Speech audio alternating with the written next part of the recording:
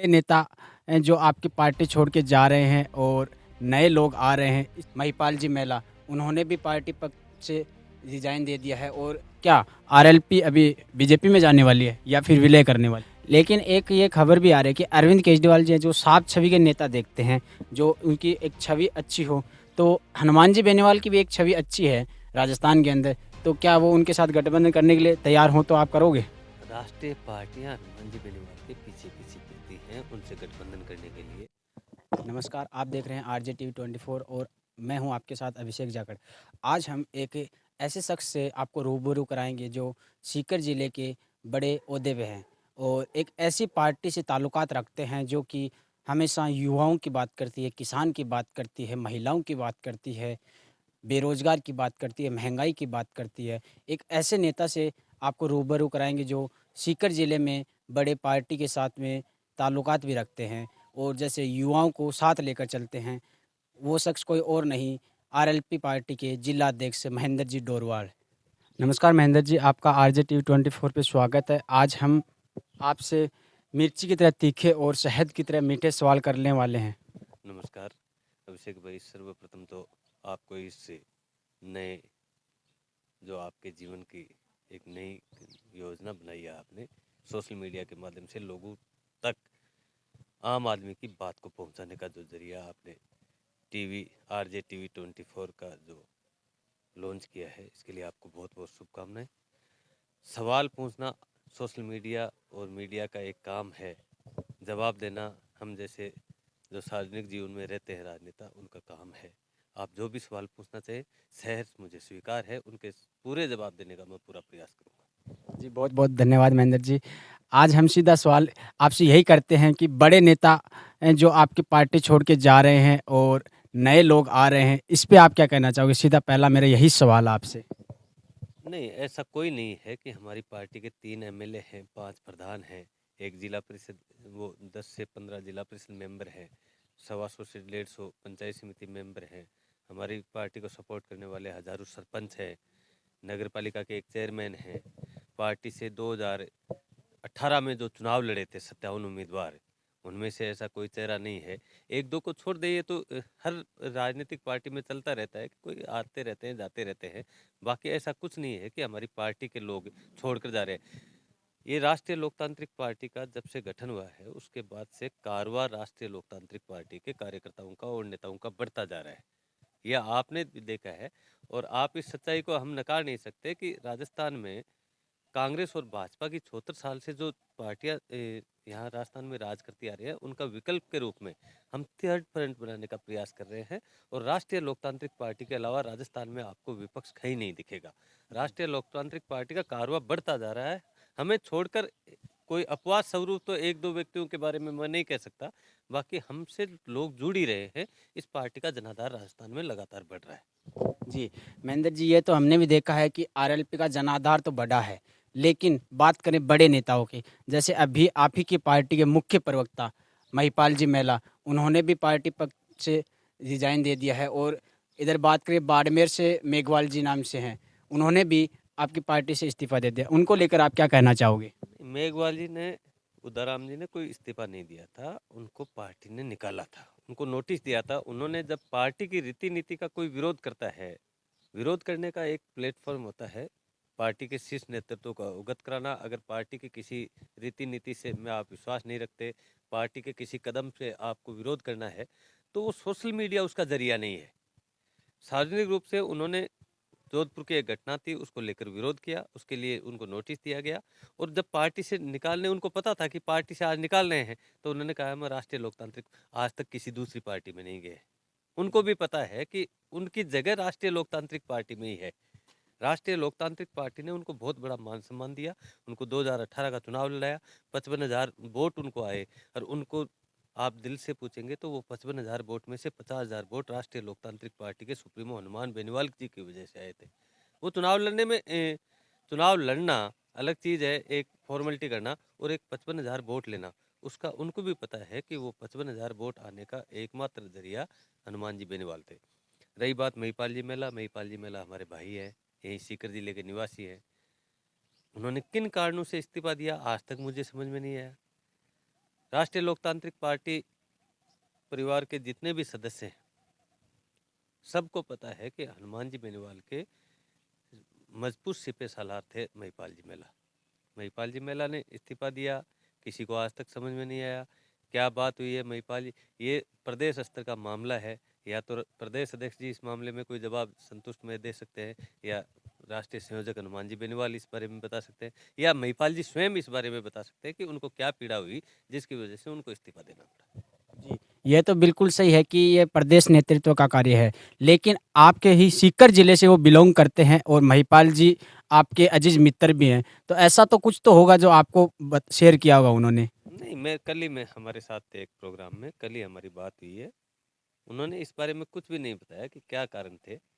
हाँ, वो जब सोशल मीडिया के माध्यम से उनके इंटरव्यू वगैरह आए तो उन्होंने कहा मैं अपने आप को कुंठित महसूस कर रहा था। अब राष्ट्रीय लोकतांत्रिक पार्टी परिवार एक छोटा सा परिवार है, एक पौधा लगाया था, इसको वटवृक्ष बनाने के लिए पार्टी के प्रदेश के समस्त कार्यकर्ताओं ने जी जान लगाकर मेहनत कर रहे हैं, और हमारी उम्मीद है कि 2023 में हम कोई अमूलचूक परिवर्तन राजस्थान में लेकर आए। इस कारवा को बढ़ाने में हम लगे हुए थे। अचानक ही महिपाल जी का इस्तीफा देना, ये मेरी हिसाब से पार्टी के लिए भी गलत था, और महिपाल जी स्वयं के लिए भी एक फैसला गलत ही है। उन्होंने क्यों किया, इसके कारणों का तो खुलासा वो स्वयं भी कर सकते हैं। बाकी पार्टी के स्तर पर हमारी तो उनसे कोई मतभेद नहीं थे। सीकर जिले में अगर कोई भी कार्यकर्ता ये कह दे कि महिपाल जी मेला और पार्टी के जिलाध्यक्ष के बीच में कोई मतभेद थे, पार्टी के जो अग्रणी कार्यकर्ता है उनके बीच में कोई मतभेद थे, तो वो समझ में आता है। अब वो पार्टी के शीर्ष नेतृत्व के संपर्क में थे, शीर्ष नेतृत्व के बड़े नेता थे। हमारे पार्टी की व्यूह रचना, जो भी रीति नीति है, उनको सोशल मीडिया, इलेक्ट्रिक मीडिया और न्यूज़पेपर्स के माध्यम से प्रचार प्रसार करने का उनका पूरा महत्वपूर्ण दायित्व था उनके पास। अब क्यों गए हैं, इसका तो स्वयं वो महिपाल जी जवाब दे सकते हैं। जी, अभी हम कुछ ही समय से एक आपके पार्टी के मुखिया की एक तस्वीरें देख रहे हैं। वो अपने लाडले बेटे का और बिटिया रानी का वो जन्मदिन मना रहे हैं दिल्ली के अंदर। उसमें बीजेपी के बड़े नेता आ रहे हैं, कांग्रेस के बड़े नेता आ रहे हैं, लेकिन देखने को उसमें सबसे ज़्यादा खास चीज़ ये थी कि सबसे ज़्यादा बीजेपी के नेता है, केंद्रीय मंत्री तक यहाँ तक आ रहे थे, राज्य मंत्री आ रहे थे। तो क्या आरएलपी अभी बीजेपी में जाने वाली है या फिर विलय करने वाली है? ऐसा कुछ नहीं है। सामाजिक कार्यक्रम अलग चीज है। आदमी के जीवन में सामाजिक रिश्ते, व्यक्तिगत रिलेशन अलग चीजें हैं। जब मुख्यमंत्री अशोक गहलोत जी बजट भाषण का जवाब दे रहे थे, तो जिन मंत्रियों के क्षेत्र में जितनी घोषणाएं नहीं हुई, उससे ज़्यादा घोषणाएं खींवसर के लिए हुई। तो लोगों ने कहना शुरू कर दिया अशोक गहलोत से पैक्ट हो गया है। इस वजह से खींवसर को दनादन नई नई घोषणाएं मिल रही हैं। बजट में सबसे ज़्यादा अगर महत्व किसी को मिला है तो राष्ट्रीय लोकतांत्रिक पार्टी के तीनों विधायकों को मिला है। तो लोगों की चर्चा ये शुरू हो गई कि अशोक गहलोत से समझौता हो गया है। उसके बाद में उनके एक सामाजिक पारिवारिक कार्यक्रम था।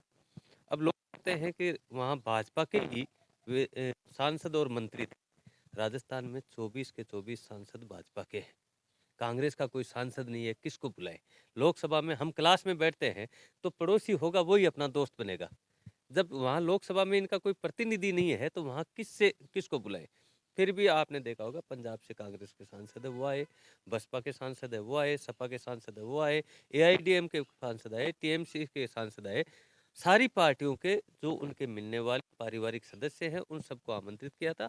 आपको पता है 60 से 65 एमपी वहाँ थे, 6 से 7 मंत्री वहाँ थे। तो मंत्री जो आएगा वो तो भाजपा का ही होगा, सेंटर में सरकार उनकी है। अब इसका ये अर्थ लगा लेना कि हम भाजपा के साथ जा रहे हैं, ये तो एक सामाजिक कार्यक्रम था। इसका भाजपा से कोई लेना देना नहीं है, गठबंधन से कोई लेना देना नहीं है। पारिवारिक कार्यक्रम अलग चीज है, व्यक्तिगत संबंध अलग चीज है। नहीं, ये सूत्रों के हवाले से ये खबर आ रही है कि रालोपा का बीजेपी में विलय होने वाला है या फिर 2019 के चुनाव की तर्ज पे फिर से गठबंधन होने वाला है। तो गठबंधन के बारे में तो मैं नहीं कह सकता, ये भविष्य के गर्भ में छिपा है। बाकी रोलप्पा के विलय का मैं पूर्णतः खंडन करता हूँ। राष्ट्रीय लोकतांत्रिक पार्टी का अगर विलय करना होता तो हम 2019 में ही कर लेते। सेंटर में हमारे सुप्रीमो हनुमान जी बेनीवाल कैबिनेट मंत्री बनाने के लिए पार्टी तैयार थी कि आप विलय कर लो, आपको कैबिनेट मंत्री बनाया जाता है। जब उन्होंने कैबिनेट मंत्री का पद ठुकरा दिया तो आज तो ऐसी कोई परिस्थिति नहीं है कि उनके साथ जाने का कोई औचित्य है। और राष्ट्रीय लोकतांत्रिक पार्टी राजस्थान में 74 साल में पहली वो क्षेत्रीय पार्टी है जिसको क्षेत्रीय पार्टी का दर्जा मिला है। रजिस्टर्ड पार्टी 74 साल में राजस्थान की पहली पार्टी है। और इस पार्टी का गठन हमने इनका विकल्प के रूप में किया है। आज इनमें मर्ज करने का कोई औचित्य ही नहीं है। कतई ये संभव नहीं है कि राष्ट्रीय लोकतांत्रिक पार्टी का विलय भाजपा जैसी पार्टी में होगा। महेंद्र जी, अब मेरा एक अगला सवाल ये है, आप सीकर जिले से पार्टी के जिला अध्यक्ष हैं, लेकिन पिछले 2018 के विधानसभा चुनाव में रालोपा ने यहाँ पे नीमका थाना से भी कैंडिडेट उतारा था और सीकर जिले से भी उतारा था, लेकिन अब वो एक्टिव नहीं है। वो जो उम्मीदवार थे, वाहिद चौहान जी हैं, वो भी पार्टी से चुनाव लड़े थे, उन्होंने काफ़ी वोट भी लिए थे और नीमका थाना से भी उन्होंने काफ़ी वोट लिए थे, लेकिन अभी उनकी पार्टी के अंदर कोई सक्रियता नहीं है।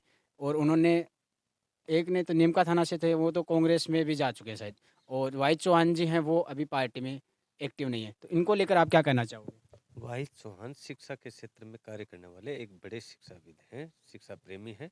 उन्होंने सीकर में बच्चियों के लिए बहुत शानदार स्कूल का निर्माण कर रखा है, एक्सलेंस कॉलेज कर रखी है। वो पहले भी राजनेता नहीं थे, वो एक सामाजिक व्यक्ति हैं। आज उनकी तबीयत थोड़ी खराब है, पिछले 2 साल से वो कोरोना से पीड़ित थे, तो वो तो वहाँ बॉम्बे में अभी भी वो रेस्ट ही कर रहे हैं। बाकी वो पार्टी छोड़ के कहीं नहीं गए हैं। जहाँ तक रमेश जी खंडेलवाल का सवाल है, रमेश जी खंडेलवाल राष्ट्रीय लोकतांत्रिक पार्टी के बैनर तले चुनाव लड़े थे। गोविंद सिंह डोटासरा जब प्रदेश अध्यक्ष बने तो उनका स्वागत करने के लिए वो आ गए थे, तो लोगों ने ये कहा कि वो कांग्रेस ज्वाइन कर ली, जबकि आज तक उन्होंने कोई कांग्रेस वगैरह ज्वाइन नहीं की है। आज भी हमारी पार्टी के शीर्ष नेतृत्व के वो संपर्क में रहते हैं और पार्टी के आज तक वो हमारी पार्टी में बने हुए हैं। ऐसा कुछ नहीं है कि वो हमारी पार्टी छोड़ के बाहर जा चुके हैं। जी। और अब बात करें यूथ की, आपकी पार्टी सबसे ज़्यादा यूथ को लेकर एक्टिव रहती है, और सीकर जिले में जिला परिषद के चुनाव थे, पंचायती राज के चुनाव थे, उनमें एक बड़ा चेहरा था, ओंकार जी मुंड, जो कि मतलब काफ़ी वोट लिए थे, कुछ ही मार्जिन से उन्होंने हार को सामना करना पड़ा था, लेकिन अभी वो भी पार्टी के अंदर एक्टिव नहीं हैं। और सबसे ज़्यादा यूथ, उनके कहने पे बहुत से यूथ हैं, वो इकट्ठे भी होते हैं, उनको लेकर आप क्या कहना चाहोगे? ओंकार जी मुंड पहले भी हमारी पार्टी में जब भी आवश्यकता पड़ी हमेशा तैयार मिलते थे।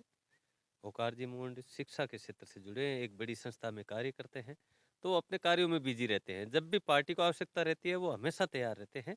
आप कहीं भी देख लो, जब 17 तारीख को हनुमान जी बेनीवाल का सीकर का दौरा है, तो वो वहाँ आपको उपलब्ध मिलेंगे। जब भी हमारी पार्टी के शीर्ष नेतृत्व यहाँ आता है तो ओंकार जी मुंड हमेशा पार्टी के लिए सक्रिय रहते हैं। हाँ, ये जरूर है कि वो समय नहीं दे पा रहे हैं, इसका कारण है कि वो एक बड़े शिक्षा संस्थान से जुड़े हुए हैं और वहाँ पर कार्य कर रहे हैं। जी, ये भी ठीक है। लेकिन अभी आने वाले 2023 का चुनाव है, उसमें विधानसभा में रालोपा के 8 विधानसभा है यहाँ पे सीकर में, तो इनमें 8 विधानसभा में रालोपा क्या कुछ कमाल करके दिखाएगी? 2018 में हमने 28 दिन में चुनाव लड़ा था। 28 दिन पहले पार्टी का गठन किया, 28 दिन में चुनाव लड़ा, 57 सीटों पे चुनाव लड़ा। हमारे पास अभी टाइम है, समय है। पूरे 200 विधानसभा सीटों पर चुनाव लड़ने के लिए राष्ट्रीय लोकतांत्रिक पार्टी तैयारी कर रही है और आने वाले दिनों में दिखेगा। ये कहते हैं कि पार्टी में अभी कैंडिडेट नहीं है, तो हमारे पास कोई पहले के एमएलए थोड़ी ही हैं, हमारे पास पहले के एमपी थोड़ी ही हैं। आप में से ही जो यहाँ पार्टी के ग्रास रूट के कार्यकर्ता है, उनमें से ही एमएलएज का चुनाव लड़ेंगे और वो आगे बढ़ेंगे। ये हमारी शुभकामनाएं हैं। पार्टी पूरे 200 सीटों पर चुनाव लड़ने की तैयारी कर रही है। जी। अभी आने वाले चुनाव में क्या महेंद्र जी डोरवाल भी विधानसभा चुनाव के लिए तैयार हैं? मैं तो पार्टी का एक छोटा सा कार्यकर्ता हूँ। पार्टी जो भी निर्देश देगी, संगठन में काम करना है, मैं उसको बखूबी निभाने का प्रयास करूंगा।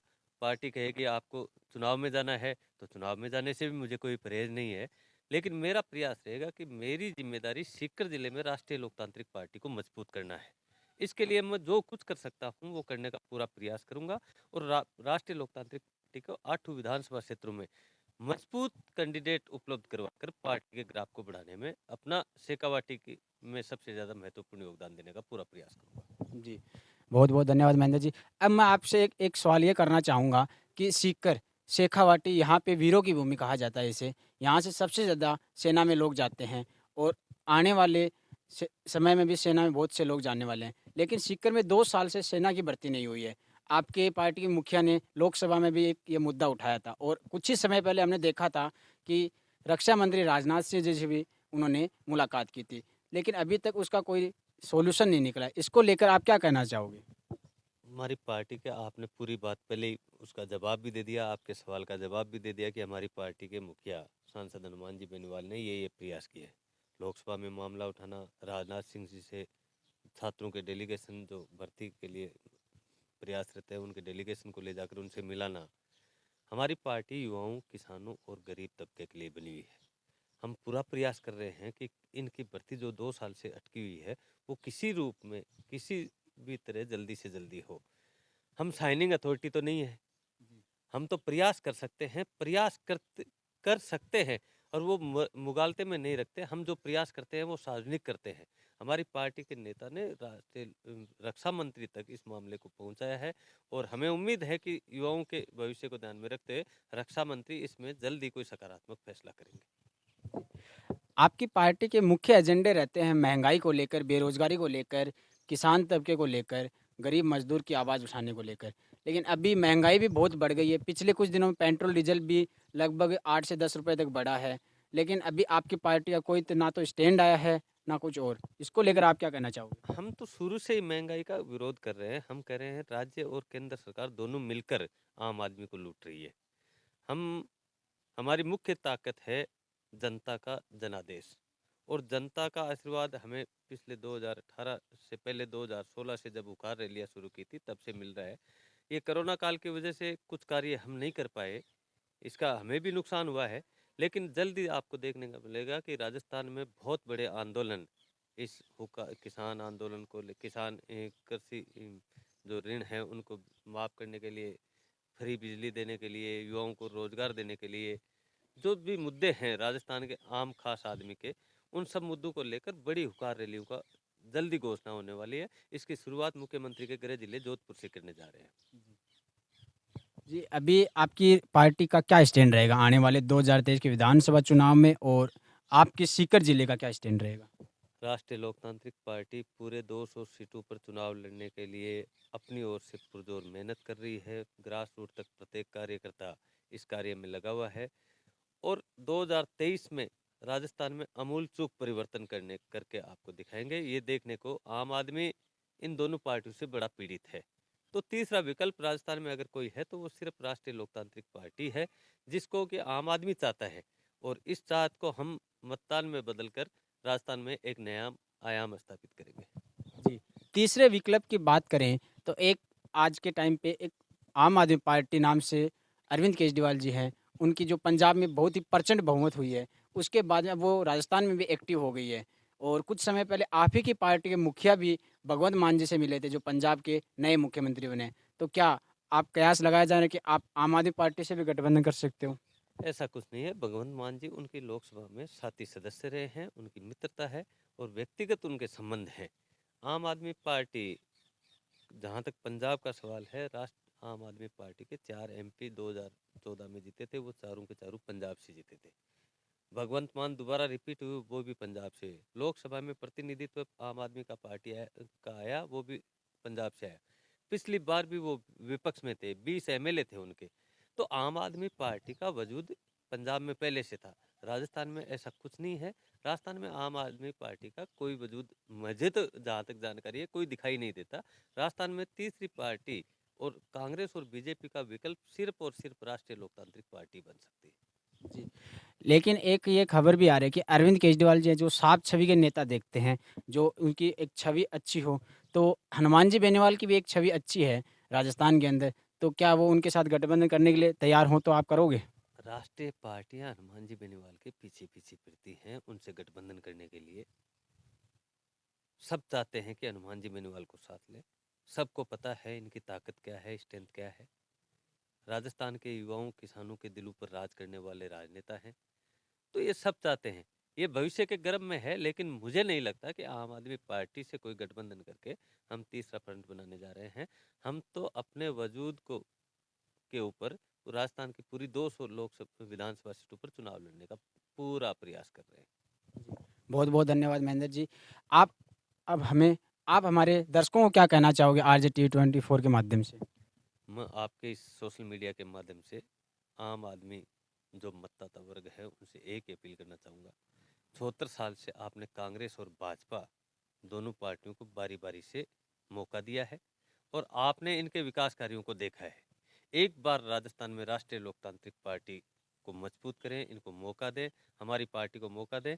आपको राजस्थान में आमूल चूक परिवर्तन दिखेगा और आपको मैं गर्व के साथ कह सकता हूँ, विश्वास के साथ कह सकता हूँ कि आप अगर राष्ट्रीय लोकतांत्रिक पार्टी को मतदान करेंगे तो आपको गर्व महसूस होगा कि आपने सही जगह मतदान किया है। राजस्थान में एक आमूल-चूल परिवर्तन जिसकी अति आवश्यकता है राजस्थान के विकास के लिए, वो राष्ट्रीय लोकतांत्रिक पार्टी में निहित है। जी, बहुत-बहुत धन्यवाद महेंद्र जी, आपने हमारे लिए कीमती समय निकाला। आप देखते रहिए आरजे टी 24 ऐसे ही एक महान हस्ती के साथ फिर मिलेंगे आपके सामने। जय हिंद, जय राजस्थान।